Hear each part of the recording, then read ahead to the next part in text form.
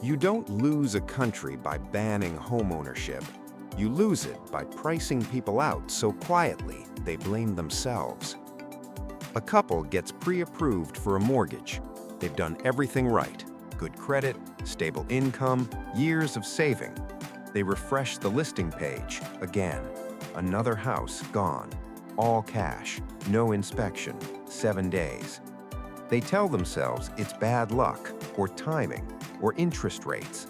But what if this isn't a temporary phase? What if this is the system doing exactly what it was redesigned to do? Because the uncomfortable truth is this: the end of mass homeownership isn't a bug, it's a feature. And it didn't start with prices going up.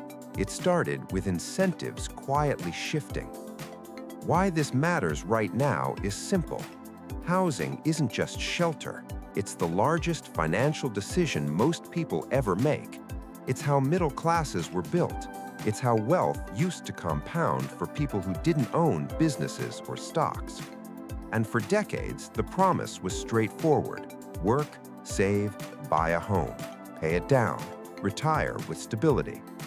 That promise is now breaking in real time. Not because people stopped wanting homes, but because the system stopped needing them to own one. To understand how we got here, we have to rewind, not to a crash, but to a design choice. For most of the 20th century, housing was treated as a social good with financial rails. Governments subsidized mortgages. Zoning favored owner-occupied neighborhoods. Banks were incentivized to lend to individuals, not institutions.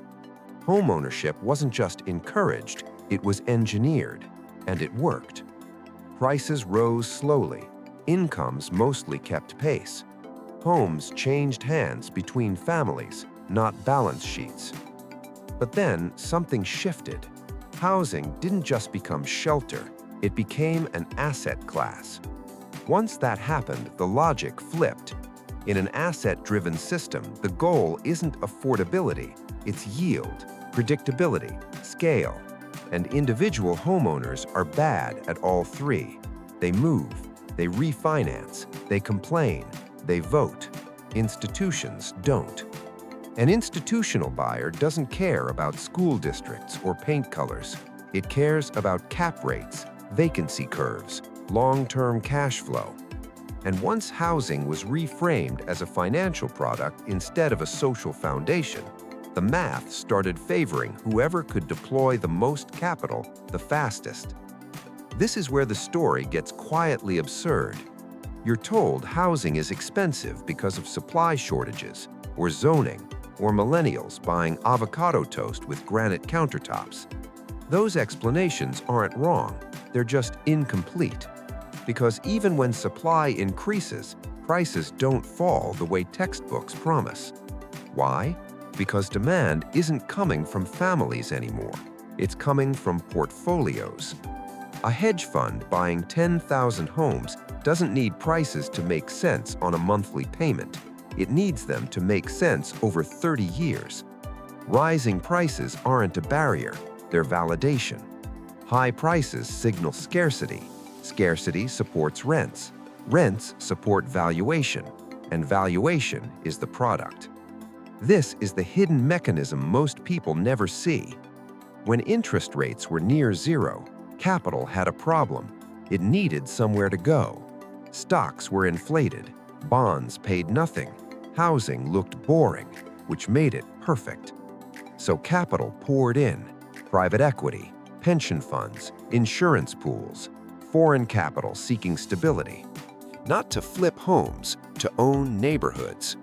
And once institutional money enters a market at scale, the rules change. They don't compete on emotion, they compete on speed. They don't need inspections, they have teams. They don't need mortgages, they borrow cheaper than you ever could, or not at all. So when you bid on a house, you're not bidding against another family. You're bidding against a balance sheet, optimized for patience. That's why asking prices feel irrelevant now.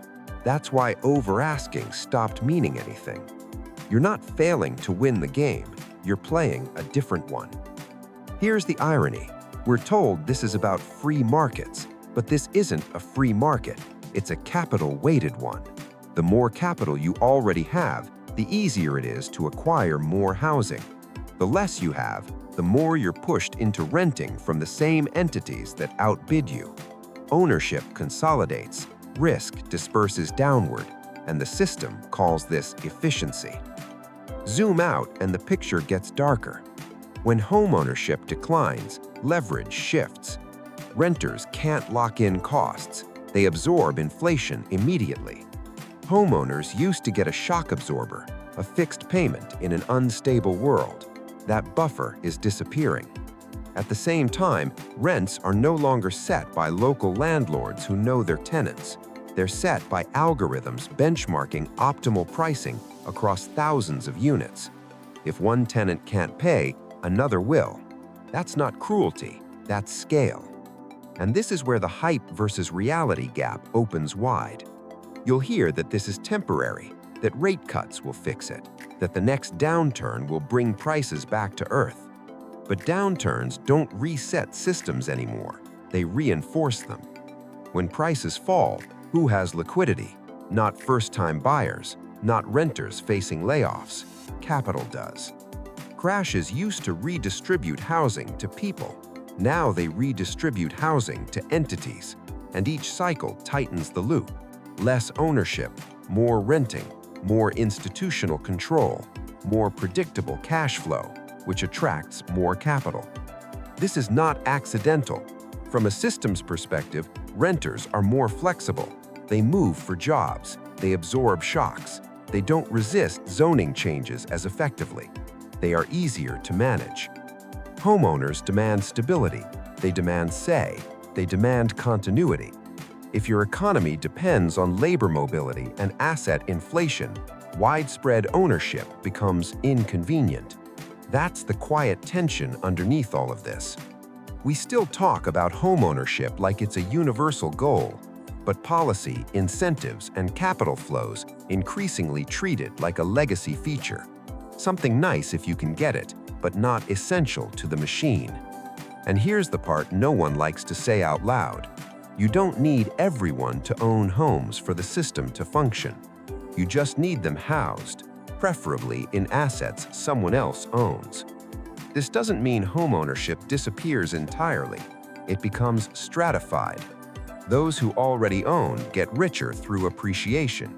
Those who don't face a moving target that recedes faster than wages can chase it. The latter doesn't vanish, the bottom rungs do. And culturally, we haven't caught up yet. We still blame individuals for not saving enough, for not buying earlier, for choosing the wrong city. But when millions of people face the same outcome across different incomes, regions, and choices, it stops being personal. It becomes structural. The system isn't broken, it's evolving toward liquidity, toward concentration, toward control. Which raises a question that doesn't have a clean answer. If housing is no longer a pathway to stability for most people, what replaces it?